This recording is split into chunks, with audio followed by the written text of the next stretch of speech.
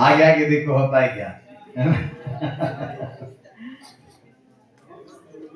आज आपल्या माध्यमिक उच्च माध्यमिक महाविद्यालय ब्रह्मपुरी येथे पालक मेळावा आणि सांस्कृतिक कार्यक्रमाचं आयोजन करण्यात आलं. या प्रसंगी या कार्यक्रमाचं आयोजन करण्यात आलं आहे. आपण सर्व याचे साक्षी आहात. रयतेचे राजे आणि हिंदवी स्वराज्याचे संस्थापक छत्रपती शिवाजी महाराज, आदिवासींचे प्रेरणास्त्रोत धरती आबा भगवान बिरसा मुंडा, शिका, संघटित व्हा आणि संघर्ष करा असा मूळ मंत्र देणारे आणि समाजाला दिशा देणारे डॉक्टर बाबासाहेब आंबेडकर, युगांचे प्रेरणास्थान स्वामी विवेकानंद, या सर्व महामानवांना मी अभिवादन करतो. या कार्यक्रमाचे अध्यक्ष कैलासवासी विठोबाजी आमले आदिवासी शिक्षण संस्था ब्रह्मपुरी, या संस्थेचे अध्यक्ष आदरणीय रमेश आमले सर, आपल्या शाळेतील प्रशासन उत्तम पद्धतीने चालवतात. तुम्हाला सगळ्यांना प्रेमळ, शांतीने आणि विद्यार्थी प्रिय असणाऱ्या आपल्या लाडक्या मुख्याध्यापिका आदरणीय वळठे मॅडम, प्रकल्प कार्यालयाच्या वतीने आपल्याकडे आज प्रतिनिधी म्हणून मंचावर विराजमान असणारे खोब्रागडे सर, ज्यांचा आपण सत्कार करणार आहोत त्या नवनिर्वाचित नगरसेविका बबिता आमले मॅडम, आदरणीय आत्ताच आपल्याला मार्गदर्शन करून गेले ते आदरणीय प्रकाशजी वट्टी सर, सहाय्यक प्राध्यापक नवजाबा हिक्काणी महाविद्यालय ब्रह्मपुरी, आदरणीय बावणे सर, श्री करंबेजी आणि पालकांचे प्रतिनिधी श्री धोलीरामजी मडावी, या शाळेचे सर्व शिक्षक, शिक्षिका, उपस्थित विद्यार्थी मित्रांनो, आज साधारणतः काय होतं की बहुतेक मोठ्या शाळांमध्ये, मोठ्या महाविद्यालयामध्ये स्नेहसंमेलने होतात. फार बोर होत आहे का? काय काय करतोय रे बापू तू, कागदाला काय किती त्रास देशील. मोठ्या कॉलेजेसमध्ये, मोठ्या महाविद्यालयामध्ये, मोठ्या शाळांमध्ये स्नेहसंमेलन आयोजित होतात. तुलनेने तुमची थोडीशी शाळा छोटी आहे म्हणून म्हणलं की खूप मोठा स्नेहसंमेलन करण्यापेक्षा एक आपण पालक मेळावा घेऊया आणि एक सांस्कृतिक कार्यक्रम घेऊया, या हेतूने हा कार्यक्रम पुढे जातो आहे. आपल्या शाळा महाविद्यालयामध्ये अशी कार्यक्रम होणे नितांत गरजेचे आहे. मोठ्या शाळांमध्ये स्नेहसंमेलने, वार्षिक स्नेहसंमेलने व्हायलाच पाहिजे. हे का व्हायला पाहिजे? कारण की या स्नेहसंमेलनाच्या माध्यमातून विद्यार्थ्यांना आपल्या कलागुणांना प्रस्तुत करण्याची संधी मिळते. ही संधी कधी मिळेल? पोरांना नाही तर आता आपण इथून गेलो, आता आम्ही एवढे मोठे झालेलो आहे, आता आम्ही भाषण स्पर्धेला जाणार आहे, कोणत्या तरी वादविवाद स्पर्धेमध्ये जाणार आहे, कोणत्या तरी गीत गायन स्पर्धेमध्ये सहभाग घेण्याची संधी मिळेल? नाही मिळणार. मग ही संधी मिळण्याचं एकमेव जे मंच आहे ते कॉलेज महाविद्यालयामध्ये जेव्हा वार्षिक स्नेहसंमेलने होतील तेव्हाच तो मंच उपलब्ध होऊ शकतो. आणि म्हणूनच खूप मोठा वार्षिक स्नेहसंमेलन आयोजित भलेही केला नाही, परंतु इथल्या आयोजकांना वाटलं की आपल्या विद्यार्थ्यांना किमान त्यांच्या काही कलागुणांना तरी संधी देता येईल, असं एक सांस्कृतिक कार्यक्रमाचं आयोजन करण्यात आलेलं आहे. त्यामुळे सर्व मी आयोजकांचे मनपूर्वक आभार व्यक्त करतो. कसं आहे विद्यार्थी मित्रांनो, आपला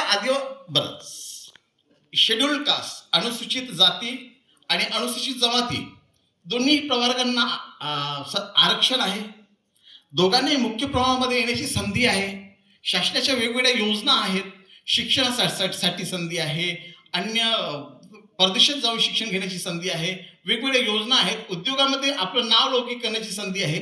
असं असताना शेड्यूल्ड कास्ट, अनुसूचित जाती मुख्य प्रवाहाशी जोडल्या गेला.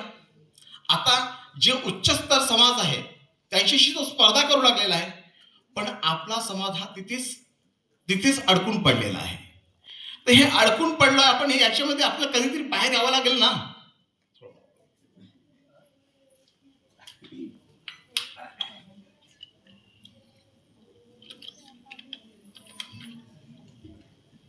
कधीतरी आपल्याला यातून बाहेर यावं लागेल, आपली परिस्थिती सुधारावी लागेल. पण आपली परिस्थिती सुधारणं म्हणजे नेमकं कोण सुधारणार? आता शिक्षणाची व्यवस्था सुरू झालेली आहे, सर्व चालू झालेलं आहे. मग आता परिस्थिती सुधारणं हे आपल्याच हाती आहे. जेव्हा आपण आपला सर्वांगीण विकास साधू, एक विद्यार्थी म्हणून आपण सर्व गुण संपन्न होऊन जेव्हा समाजामध्ये जाऊ, आपलं काहीतरी अस्तित्व असेल, आपण एखादी नोकरी मिळवू, एखाद्या सामाजिक क्षेत्रामध्ये काहीतरी आपलं नाव असेल, एका राजकीय क्षेत्रात आपलं नाव असेल, तर लोक तुमच्याकडे पाहतील, तुमच्याकडून आदर्श घेतील, तुमच्या आदर्शाने स्वतः प्रेरित होतील आणि काहीतरी विकास घडवतील.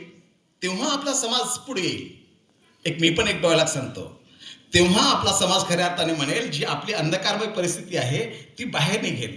ये गम के और 4 दिन, सितम के और 4 दिन, ये गम के और 4 दिन, सितम के और 4 दिन, कभी तो होगी इस चमन में भी बाहर की नजर. तू जिंदा है तो जीत, जिंदगी के जीत पर यकीन कर. अगर कहीं है स्वर्ग तो उतार ला जमीन पर. अगर कहीं स्वर्ग है तो उतार ला जमीन पर. जर पुढे स्वर्ग असेल, असं जर आपल्याला वाटतं की स्वर्ग आहे, तो स्वर्ग आपल्याला सत्यात या जमिनीवर उतरावं लागेल.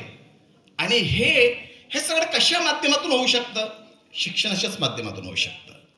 तुम्ही सगळे मगापासून मी पाहतो आहे, तुम्ही कुठेतरी इकडे तिकडे भटकताय, शांततेने बसलेलं नाही आहे. पर आपल्याला काय गणराज्य दिलं, पब्लिक आपण काय म्हणतो गणराज्य, लोकांचं राज्य निर्माण झालं म्हणून काय आपण कुठेही फिरायचं, मन मोकळे फिरायचं नाही, थोडा वेळ थांबलं पाहिजे आहे ना.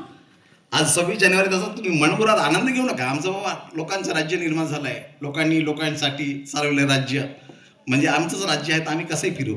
थोडंसं मोठ्यांना जर आमंत्रित केलेलं आहे या आयोजकांनी, त्यांच्याकडून काही 2 शब्द ऐकण्याची संधी मिळते तर आपण थांबलं पाहिजे, ऐकलं पाहिजे. फार कंटाळा करून चालत आहे, तुम्ही काय अतिशय बोरिंग विद्यार्थी थोडी आहे. तुमच्यामध्ये पण आनंद घेण्याची क्षमता आहे, तुम्ही ते आनंद घेऊ शकता. पण ते तसं कधी काही प्रमाणात ते होताना दिसत नाही, ते योग्य नाही. आपण ऐकलं पाहिजे. जेव्हा कोणीतरी चांगले वक्ते होतात, चांगले वक्ते होण्यासाठी चांगला श्रोता बनावं लागतं. तेव्हा तुम्ही विद्यार्थी म्हणून जेव्हा तुम्ही शिक्षक बनाल, कोणत्या तरी क्षेत्रामध्ये तुम्ही अधिकारी पण बनाल, राजकीय क्षेत्रात जाल, सामाजिक क्षेत्रात जाल, तुम्हाला बोलावं लागेल, चांगलं प्रबोधन करावं लागेल. हे करताना तुम्हाला ऐकायला नको, ऐकाल तेव्हा बोलाल. तर हे केलं पाहिजे. विद्यार्थी मित्रांनो, आपल्याला असं वाटतं, मी मागच्या वेळेस मी आदरणीय कावडे सरांसोबत मी इथे आलेलो होतो, आम्ही तुमच्याशी संवाद साधत होतो. कावडे सर बोलत होते, ते विचारले की तुम्हाला तुमच्यापैकी किती मुलांना 80% मार्क्स भेटू शकतील रे 12वीमध्ये? पोरगे म्हणाले नाही, आम्हाला काही शक्य नाही बाबा.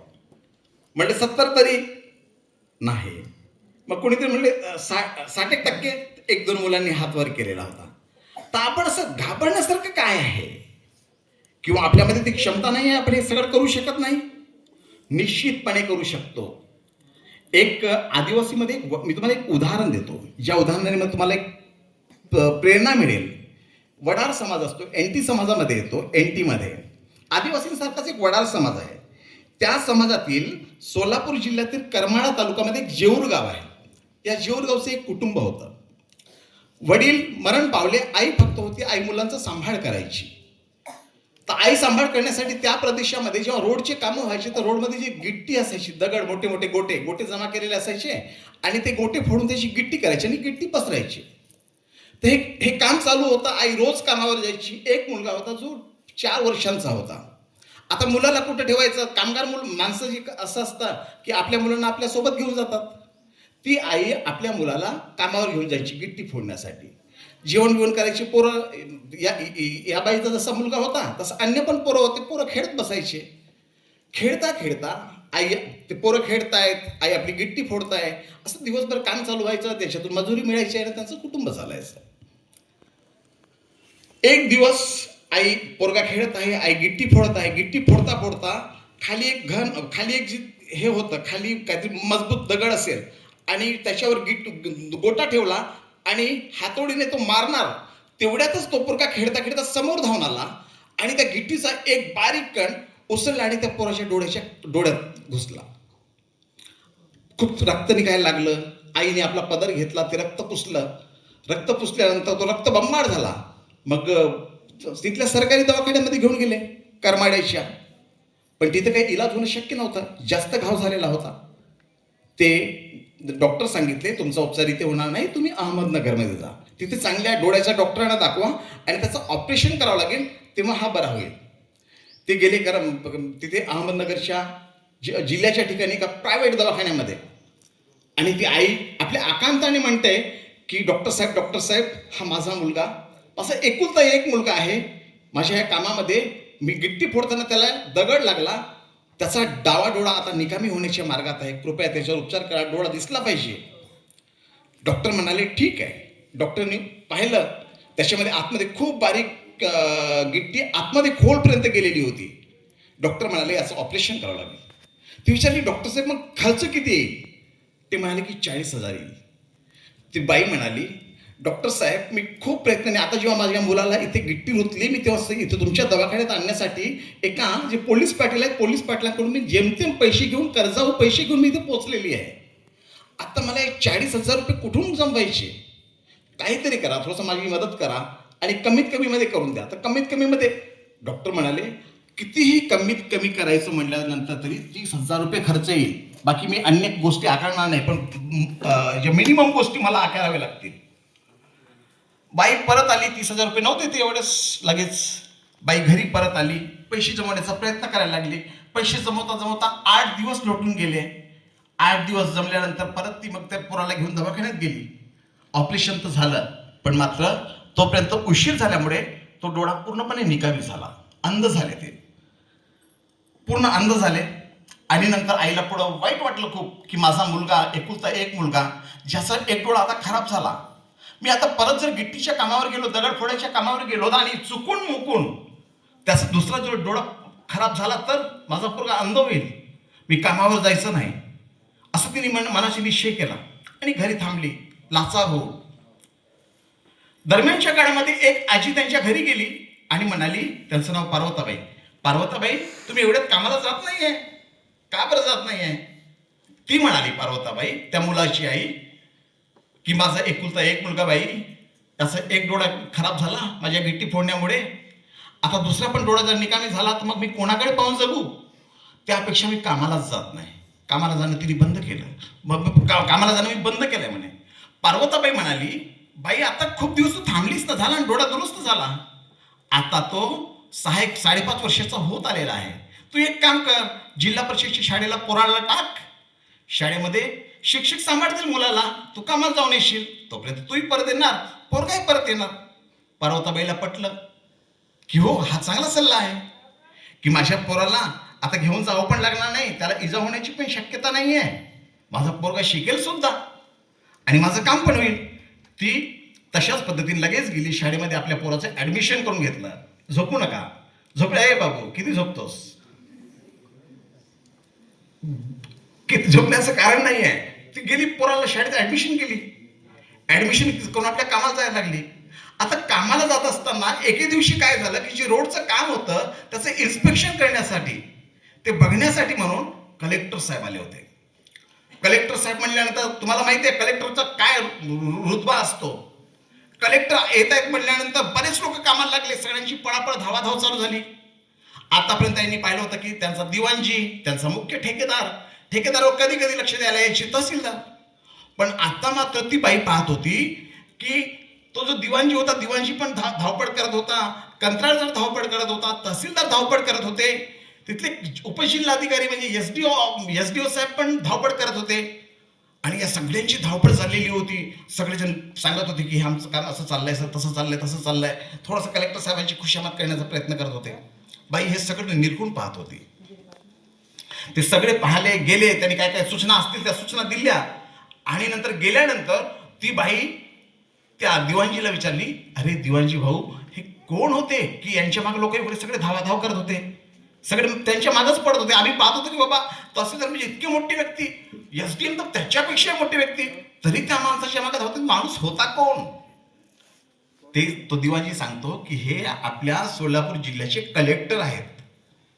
आणि त्या बाईला लगेच त्याच्या डोक्यात पेटलं की मी माझ्या पोराला मी पण कलेक्टर बनवणार, कलेक्टरच बनवायला लागेल. ती पोराला घरी येते. आल्यानंतर तो पहिलीत गेलेला पोरगा त्याला सांगते, काय समजत नाही ना त्याला, कलेक्टर बिलेक्टर काय समजणार लहान पोराला. ती त्याला सांगते, बेटा तुला मोठं होऊन तुला कलेक्टर बनायचं आहे, त्याच्यासाठी तुला खूप अभ्यास करावा लागेल. काय करावं लागतं हे मला फार माहित नाही. पोरगा म्हणला, त्याच्यासाठी काय करावं लागतं? मला माहित नाही काय करावं लागतं, पण त्याच्यासाठी अभ्यास करावं लागतं असं मला सांगितलंय आणि तुला अभ्यास करायचा आहे. पोरगा हळूहळू अभ्यास करायला लागला. आई रोज प्रेरणा देत राहिली, सांगत राहिली. आई त्याचा पिछा सोडली नाही, एकदा म्हणून थांबली नाही. वारंवार सांगत राहिली. तिला समजत नव्हतं तरी त्याचा छोटा मोठा अभ्यास गृहपाठ ती पाहत राहिली. आणि असं करता करता पोरं त्यांच्या शाळेमध्ये होणाऱ्या विविध स्पर्धांमध्ये भाग घेत राहिला, बक्षीस भेटवत राहिला. बक्षीस भेटवता भेटवता हा मुलगा मोठा झाला आणि या मुलांनी फक्त वयाच्या 24व्या वर्षी 2008 साली संपूर्ण देशामध्ये 56वा क्रमांक प्राप्त करून, महाराष्ट्र राज्यातून 3रा क्रमांक प्राप्त करून आणि राज्यशास्त्र विषयामध्ये संपूर्ण देशातून प्रथम क्रमांक प्राप्त करून कलेक्टर बनले. त्यांचं नाव आहे बालाजी मंजोळे. तर हे मित्रांनो, आपल्यामध्ये जर अशी प्रेरणा असेल तर आपण हे सगळं निश्चितपणे करू शकतो. तर आपण हाही सामान्य मुलगा, गरीब मुलगा, वडार समाजातला मुलगा हे करू शकतो. आपण हे कुठेतरी ग्रामीण भागातून आले असाल ना, आला असाल म्हणजे आपण करू शकत नाही असं नाही आहे. आपण ते डेफिनेटली करू शकतो. पण आपल्या मनामध्ये चंग असायला पाहिजे, असं म्हणजे मनाशी निश्चय, दृढ निश्चय करायला पाहिजे. एक सुंदरशी कविता आहे. माणसाची प्रेरणा कशी असावी? विझलो आज जरी मी हा माझा अंत नाही, विझलो आज जरी मी हा माझा अंत नाही, पेटेन उद्या नव्याने हे सामर्थ्य नाशवंत नाही. छाटले जरी पंख माझे पुन्हा उडेन मी, अडवू शकेल मजला अजून अशी भिंत नाही. हा विश्वास आपल्यामध्ये पाहिजे. मी काहीही करू शकतो, लात मारेल तिथे पाणी पाडू शकतो, असा स्वतःचा आत्मविश्वास पाहिजे. आणि तो आत्मविश्वास तुमच्यामध्ये तुमचे गुरुजन निर्माण करतील. गुरुजन निर्माण केले नाही तरी चालेल. आजचा जमाना खूप पुढे गेलेला आहे. तुम्ही पण कधी कधी मोबाईल वापरत असाल. युट्यूबच्या माध्यमातून बऱ्याच गोष्टी शिकण्याचा प्रयत्न करा. तुम्ही जर विचारात केला तर तुमचे शिक्षकही तुम्हाला सांगतीलच. हे सगळं होऊ शकतो. सुदैवाने आजच्या घडीला आपल्यासोबत यंत्रणा आहे, शासकीय यंत्रणा काम करते आहे. आदिवासी विकास विभागाच्या माध्यमातून आपल्याला आश्रमशाळांची व्यवस्था आहे. तुम्ही आश्रमशाळेतून बाहेर पडल्यानंतर तुम्ही आमच्या वसतिगृहामध्ये येणार. एका वसतिगृहाचा मी ग्रुप आलाय, शासकीय वसतिगृहाचा. आमच्याकडे सगळं सोयी सुविधा आहेत.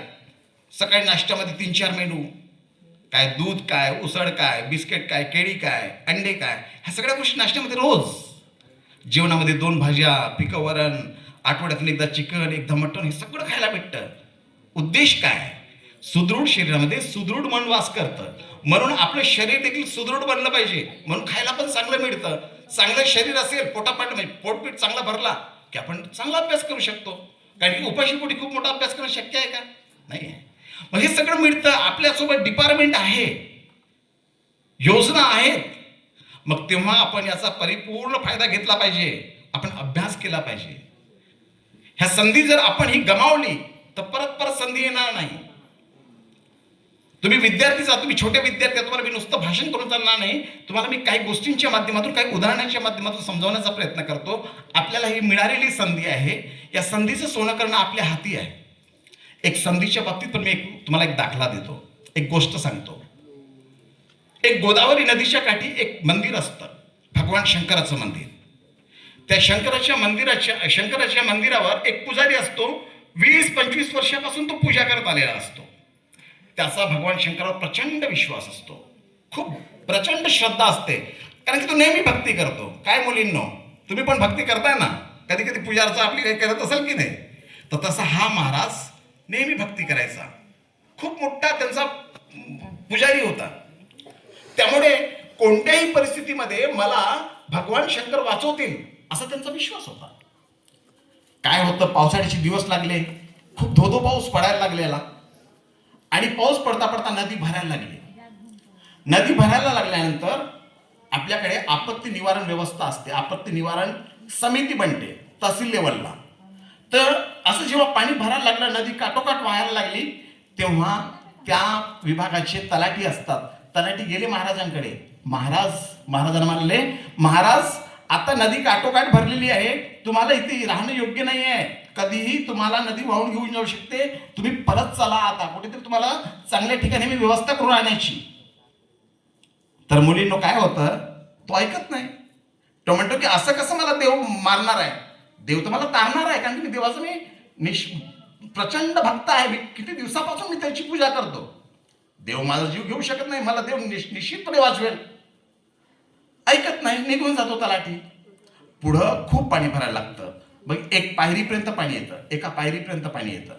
एका पायरी म्हणजे मंदिराचं हे असतं ना पायरी, त्या पायरीपर्यंत पाणी येतं. म्हणजे आपल्या नदीचा काठ, त्याच्यानंतर पायरीपर्यंत पाणी आल्यानंतर त्या आता ते प्रसिद्धच असतात ते महाराज. पण तहसीलदार जातात, तहसीलदार म्हणतात महाराजजी आमचे तलाठी आले, तुम्ही ऐकलं नाही, मान्य आहे, पण आता मात्र पायरीपर्यंत पाणी आलेलं आहे, रात्र येईल, रात्री पाऊस जास्त झाला तर तुम्हाला कधीही नदी वाहून घेऊन जाऊ शकते, आता तरी चला.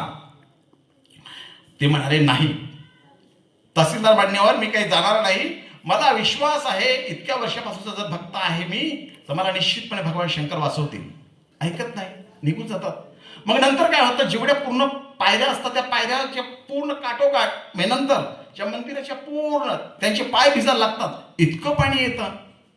आता मात्र आपत्ती निवारण समितीकडून एक शेवटचा प्रयत्न बनून हेलिकॉप्टर पोचतं आणि पाणी पूर्ण भरलेलं आहे. हेलिकॉप्टर जातो, वरून एक दोर टाकून तिथला एक कमांडो खाली उतरतो आणि तो महाराजजी अभी चलिए, अभी नहीं आए तो खतम बात. महाराजजी तेव्हाही म्हणतो नाही मी नाही येणार. जर मला माझं प्रचंड मी इतका जर पुजारी आहे, जर मला भगवान वाचवू शकत नसेल तर मी त्यांचा पुजारी असण्यात काय अर्थ आहे. मी नाही येणार, मला देव निश्चितपणे वाचवेल, तुम्ही निघून जा. प्रयत्न करतात, ऐकत नाही, जा बाबा जा, खड्ड्यात जा म्हणतात, निघून जातात. रात्रीच्यानी खूप पाणी येतं, खूप नदी भरते, मंदिर पण अर्धा बुडतो आणि महाराजजींना पण नदी वाहून घेऊन जाते. महाराजांचा मृत्यू होतो, खतम बात. मग शेवटी त्यांचा मृत्यू होतो आणि मृत्यू झाल्यानंतर हा जो महाराज आहे, नंतर भगवान शंकराची वर भेट होते. वर भेट झाल्यानंतर पुजारी पण नाराज होतो ना, 25-30 वर्षापासून मी तुमची पूजा करत आलो. भगवानाला म्हणतो, भगवान शंकर भोलेनाथ, मी तुम्ही 25-30 वर्षापासून मी तुमची पूजा करत आलेलो आहे, तरी तुम्ही मला वाचवलं नाही, इतका माझ्यावर अन्याय कसा का केला. भगवान शंकर म्हणतात, अरे काय मूर्ख आहेस का तू, तुला मी पहिल्यांदा तलाठी पाठवला, नंतर तहसीलदार पाठवला, नंतर हेलिकॉप्टरनी कमांडो पाठवला, हे काही उगीच झाले. हे सगळं मी पाठवत राहिलो पण तू समजलाच नाही, त्या संधीला तू समजून घेतला नाही आणि म्हणून तुझा मृत्यू झाला. मूर्ख आहेस तू. असंच आहे मित्रांनो, आपल्याला आता ही मोठी संधी आहे, या संधीचा आपण फायदा केला पाहिजे. हे दिवस गेल्यानंतर, विद्यार्थी दशा संपल्यानंतर तुम्हाला कोणीही कुत्रा विचारणार नाही तुम्ही कुठे आत, खातात का, पितात का, मरतात का, काय देणं घेणं नाही. पण आताच्या घडीला विद्यार्थी म्हणून तुम्हाला शिक्षणातून स्वयंपूर्ण बनवण्यासाठी हे सगळं प्रयत्न चालू आहे. म्हणून मी तुम्हाला एक सांगतो, खुदी को कर बुलंद इतना कि हर तकदीर बदलने से पहले खुदा खुद अपने बंदे से पूछे, बता तेरी रजा क्या है. तर हे आत्ता जर तुम्ही केलात तर तुम्ही वाटेल ते तुम्ही करू शकता, नाहीतर येऊन शक्य नाही. काय रे बाबू, हॅलो, कुठे, तुम्हाला कंटाळा खूप येतो रे, तुम्ही वर्गात बसता कसे, मला प्रश्न पडतो, तुम्ही शिकता कसे, बसता कसे, इतका जर कंटाळा येतो हे कसं होईल. असं असतं मित्रांनो. आता भलेही बरं, आपला आदिवासी विकास विभाग आपल्या पाठीशी आहे, आपल्याला आश्रमशाळेची सोय आहे, जेवणा खावण्याची सोय आहे, ही सोय आता आहे, पण एवढ्यावरच पूर्ण होतं का. तुमचे वडील तुमच्यावर काहीच खर्च करत नसतील, काही खर्च करत नसतील का. खर्च करतात, तुम्हाला यायला जायला पैसे देतात, तुम्हाला वर खर्चाला पैसे देतात. वडिलांच्या तुमच्याकडून खूप मोठ्या आशा आहेत की माझा पोरगा शिकल, माझी पोरगी शिकल तर काहीतरी करल बाबा, नाव करल, काहीतरी नोकरी बिकरी लावल, नाही तर काहीतरी करेल ना, उद्योग काहीतरी करेल, पण कमाई करेल, आमचं नाव मोठं करेल, आम्ही ज्या वाईट परिस्थितीमधून चाललेलो आहे ही परिस्थिती तर बदलून टाकेल, अशी आशा आहे तुमच्याकडून. तर ही आशा आपण निराशेमध्ये बदललो तर त्याला काही अर्थ नाही आहे. तर आपल्या आई वडिलांच्या आपल्या ज्या अपेक्षा आहेत त्या अपेक्षा पूर्ण करणं आपलं कर्तव्य आहे, नाहीतर त्यांना पण वाईट वाटेल आणि ते तशाच पद्धतीने आपला जीव देतील. एकदा एक आजी आणि आजोबा एका घरात दोघच जण राहायचे. ते दोघेही एकदा पंढरीच्या वारीला निघून गेले. वारीला निघून जाताना त्यांनी दार बंद केला आणि निघून गेले. 8 दिवसाचा त्यांचा प्रवास होता. तर ते दार बंद करताना एक मांजर होती, ते मांजर पण आतमध्ये राहिली, ती काही बाहेर निघली नाही. ती मांजर 7 दिवस तिथे राहिले, 8व्या दिवशी आले होते. तर 7 दिवस राहताना तिथे एक शिंका असतो, आपल्या गावाखेड्यामध्ये पहिले शिंका बांधायचे, त्या शिंकावर मग जे दूध तूप लोणी बिणी असते ते खायला नको म्हणून ते वर लटकून ठेवायचे, म्हणजे मांजरीला खारूनही भेटत नाही वरूनही भेटत नाही.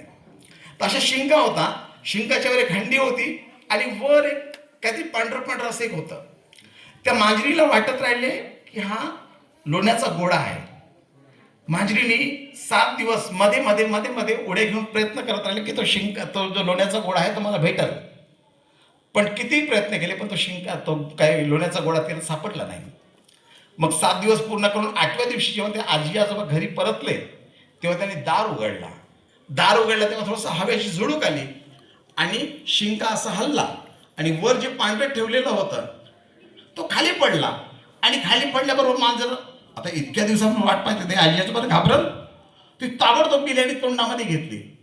कारण की ते एक भूक लागलेली होती आणि ती भेटवण्याची प्रचंड इच्छा होती. कितीतरी मोठ्या आशा होत्या तिला, तर त्या आशा तिला मावळू द्यायच्या नव्हत्या. ती धावत गेली आणि आपल्या तोंडामध्ये घेतली. पण तो दुर्दैवाने तो लोण्याचा गोळा नव्हता, तो कापसाचा रुईचा गोळा होता. मांजरीला जेव्हा लक्षात आलं की मी 7 दिवसापासून ज्या गोष्टीसाठी तडफडत होते तो लोण्याचा गोळा नाही, तो कापसाचा गोळा आहे. तिचा भ्रमनिराश झाला, निराश झाली आणि निराश झाल्यानंतर ती तिथेच आपला देह ठेवली, मरून गेली. तिथे लोळली आणि आपला देह ठेवून दिला. अशी परिस्थिती आपल्यावर येऊ नये. आपल्याकडून आपल्याला पाहून आपल्याला लोण्याचा गोळा समजून आपले आई वडील खूप खस्ता खातायत. तुम्हाला पैसे विषय तुमच्यावर खर्च करत आहेत, तुमच्याकडून आशा अपेक्षा आहेत. तुम्ही जर त्यांच्या आशा अपेक्षा जर अशा धुळीस मिळवल्या तर त्यांची अशी पाळी होईल की जसं मांजराने आपला देह ठेवला तशा पद्धतीने आपले आई वडील पण शेवटी देह ठेवतील. म्हणजे काय लगेच नाही ठेवणार, पण नाराजीत दुःखामध्ये त्यांचं जीवन जाईल उर्वरित. तर त्यांच्या उतार वयामध्ये आपण त्यांना चांगले दिवस द्यायचे की त्यांना दुःखद दिवस द्यायचं हे आपल्या हाती आहे. आपण प्रयत्न करत राहायला पाहिजे. मित्रांनो, तुम्ही खूप कंटाळताय तरी पण मला मार्गदर्शक म्हणून बोलायचं, तुम्हाला काही गोष्टी सांगाव्या लागतील.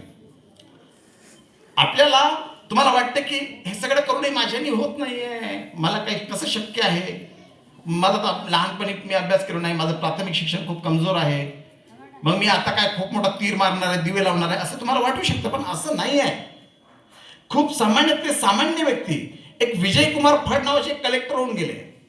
हे विजय कुमार फड नावाची व्यक्ती इयत्ता 10वीला यांना बरोबर 47% आले होते.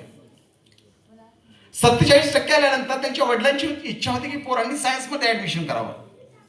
तर वडिलांच्या आग्रहाखातर शिक्षकांना आग्रह केला आणि शिक्षकांनी त्यांना ऍडमिशन दिलं सायन्समध्ये. त्याला काहीतरी मूलद्रव्याचं नाव विचारलं, एक सायन्सच्या टीचरने इंग्रजीमध्ये ते लिहिलं आणि हे काय वाचून दाखव. आता 47% वाला पोरगा काहीच वाचता येणार. मॅडमला राग आला. मॅडम म्हणे, स्टुपिड, तू मूर्खा, तू सायन्समध्ये ऍडमिशन घेतो, तुला सामान्य गोष्ट येत नाही आणि तू सायन्समध्ये शिकतो, चल गेट लॉस्ट. पण यानंतर तू इथे यायचं नाही, तुझं ऍडमिशन तू कॅन्सल. सायन्समधून त्याचं ऍडमिशन कॅन्सल होते. मग नंतर वडील म्हणतात, ठीक आहे बाबा, किंवा त्याला कॉमर्सला ऍडमिशन द्या. मग त्या शाळेमध्ये त्याला कॉमर्सला ऍडमिशन मिळतं 11वीसाठी. आणि त्या 11वीमध्ये कॉमर्सला ऍडमिशन मिळाल्यानंतर हा 60, आता जसं तुमच्याकडे 40 विद्यार्थ्यांची एक तुकडी आहे तसं 60 विद्यार्थ्यांची तुकडी असते. 61व्या नंबरचा हा मुलगा असतो. मग सगळेजण त्याची अवहेलना करतात, तुच्छपणाने वागवतात. हा 61 नंबर वाजा, सगळ्यात कमी मार्क्स वाला गेला बित्तेला पोरगा आहे बाबा, असं सगळ्यांना वाटतं. मास्तर त्याची अवहेलना करतात, पोरही अवहेलना करतात.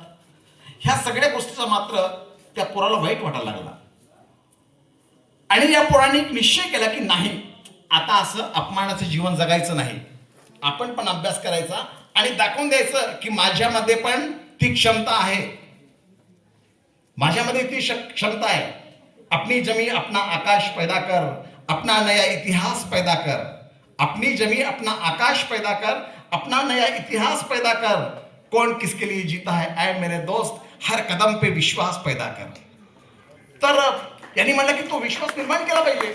अभ्यासाला लागले. अभ्यासाला लागल्यानंतर ज्या पोराला मग नंतर 12वीचा वर्ग चालू झाला, 11वी तर गेलं, ठीक आहे. अरे 10वी पर्यंत ज्यांनी व्यवस्थित अभ्यास केला नव्हता, कमजोरीमध्ये दिवस निघून गेले. पण 12वीच्या वर्गाला जेव्हा आला, त्यांची जे सराव पेपर व्हायला लागले, म्हणजे प्रथम सत्रांत पेपर झाला. प्रथम सत्रांत पेपरमध्ये त्यांच्या वर्गामध्ये 16 नंबरची एक विद्यार्थिनी होती. ती सगळ्यात हुशार विद्यार्थिनी म्हणून तिचं नाव होतं. तर जे एका शिक्षिकेने त्यांचा अकाउंटचा पेपर तपासला आणि सगळ्यांची मार्क्स घोषित केले. आणि त्यांचं एक लक्षात होतं की सगळ्यात जास्त मार्क्स असणारी कोण विद्यार्थी असू शकते, ती 16 नंबरची विद्यार्थिनी असू शकते. म्हणून फक्त ज्याला 93 मार्क्स होते तो पेपर जपून ठेवला आणि बाकी सगळे पेपर पोरांची नावं घोषित केले आणि वाटून दिले. आता या शिक्षकांच्या ते पण लक्षात नाही, तर त्यांनी 16 नंबरचा पेपर या विजयकुमार फड साहेबांना दिला, विजयकुमार फड विद्यार्थ्याला. आणि ते मार्क्स किती होते? 73%, 73 मार्क्स होते. मग सगळ्यांना घोषित केलं आणि मग तो 93 वाला मार्क्स होते, 93 मार्क्स असणारा पेपर तो 16 नंबरच्या विद्यार्थिनीला दिला. विजयकुमार फड उभे झाले. जेव्हा आपले मार्क्स वाढतात तेव्हा आपला कॉन्फिडन्स वाढतो, बोलण्याची शैली वाढते, ताकद वाढते, हिंमत वाढते. विजयकुमार फड सर म्हणाले, मॅडम तो पेपर माझा, हा पेपर माझा नाही आहे, माझा पेपर दुसरा आहे. ते म्हणाले, चुप बस, तुला 93 मार्क्स येते, तुझी एवढी ताकद आहे का रे? पण एवढी लायकी आहे तुझी, 93 मार्क्स घेणार तो? मॅडम तुम्ही एकदा बघा 16 नंबरवालीचा. मग 16 नंबरवाली मुलगी म्हणाली, हो मॅडम म्हणे, हे पेपर माझं नाही आहे, हे विजयचं पेपर आहे. आणि विजयचा पेपर त्याला दिला गेला आणि तिचा पेपर हिला गेला. तर 16 नंबरच्या मुलीला किती मार्क्स होते? 73. आणि विजयकुमार फडला मार्क्स होते 93 मार्क्स. जो विद्यार्थी ज्याचा अपमान करायला सगळेजण अपमान करायचे, अवहेलना करायचे, त्या विद्यार्थ्यांना ते अपमान पचवल्या गेलं नाही, तो पेटून उठला. पेटून उठून त्यांनी किती मार्क्स प्राप्त केले होते? 93 मार्क्स. मॅडमचा नाईलाज झाला. मॅडमला स्वतःबद्दलचीच लाज वाटायला लागली की ज्या पोराला मी तुच्छ समजत होते, अपमान करत होते, त्या पोराने 93 मार्क्स घेतले. हा पोरगा नंतरच्या काळात खूप अभ्यास करत राहिला, खूप अभ्यास करत राहिला, वेगवेगळ्या स्पर्धांमध्ये सहभागी होत राहिला. आणि हे देखील विजयकुमार फड सर आता जिल्हाधिकारी म्हणून कार्यरत, कलेक्टर आहेत. तर असा आहे विद्यार्थी मित्रांनो, तुम्ही स्वतःला कमजोर समजण्याचं काही कारण नाही आहे. जे सगळ्यात सामान्यातले सामान्य विद्यार्थी होते तेही विद्यार्थी आपल्या प्रयत्नांच्या भरोश्यावर आपली निश्चितपणे प्रगती करू शकतात. हे उदाहरण मी तुम्हाला प्रस्तुत केले.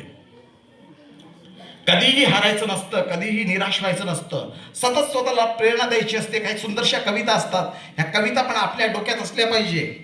मी विद्यार्थी दशेमध्ये असताना काही कविता, बऱ्याच कविता पाठ केल्यात की जे अजूनही पाठ आहे, ज्या संस्कृतमध्ये असणारा कविता आहेत. एक नल दमयंती नावाची कविता होती. दुग्ध पूर्ण नसता आणि जरुपी क्षीर सिंधू जैसा, वसंत आला नाही तरी उद्यान भाग जैसा, अमृत कराचा उदय न होता रजनी समय जैसा, तुमच्या विरी आज आला कवड देश तैसा, भूपाळ जो मज मनोमुकुरी उभासे, तो नैषधेंद्र तुमचा अणुबिंब भासे, रूपे तदीय दिसता ती दिगंतराडी, तीही कशी म्हणवतील तुम्हा निराडी. अशा सुंदर सुंदर कविता, संस्कृत मधल्या कविता, ज्या ही कविता आहे इयत्ता 12वीतली, 12वीला मी होतो 2004ला, ती अजूनही मला पाठ आहे. ही एक पाठ नाही, अशा भरपूर कविता पाठ आहेत. हे काय पाठ आहे? मी पण काही खूप हुशार विद्यार्थी पहिल्यापासून नव्हतो, सामान्य विद्यार्थी. पण त्यावेळेस सांगायचे लोक की डीएड करायचं आहे तर चांगले मार्क्स घ्यावे लागतील. मग मी खूप प्रयत्नांनी अभ्यास केला. 12वीला मी 77% घेतलो होतो 2004 साली. तर याच्यासाठी मी खूप चांगला अभ्यास केला. कधी कधी खूप भयंकर 18 तास अभ्यास करण्याची गरज पण नसते, कधी स्मार्ट वर्क पण करावा लागतो, त्याच्यामध्ये इंटरेस्ट निर्माण करावा लागतो. नुसतं भोकमपट्टी केल्याने कधीही अभ्यास होऊ शकत नाही. ही जी कविता आहे, मी नुसतं भोकमपट्टी केलो असतो ना, नुसतं पाठांतर, कधीच स्मरणात राहू शकत नाही. त्याच्यासाठी थोडासा स्मार्टली अभ्यास करावा लागतो. आणि अभ्यास करताना आपल्या हे लक्ष ठेवावं लागतं, जे मी आज शिकतो आहे ते आजच्या पुरतं नाही आहे, हे मला कायम कधी ना कधी माझ्या आयुष्यामध्ये उपयोगी पडणार आहे. असं जेव्हा आपल्याला वाटत राहील तेव्हा आपला अभ्यास चांगला होईल आणि जे अभ्यास करू ते कायम स्मरणात राहील. फक्त परीक्षेपुरता कधी अभ्यास करायचा नाही. परीक्षा तर येतील जातील. परीक्षा झाली म्हणून काय आपण परीक्षेमध्ये जे चांगले मार्क्स घेते म्हणून आपण खूप महान व्यक्ती झालो असं आहे का?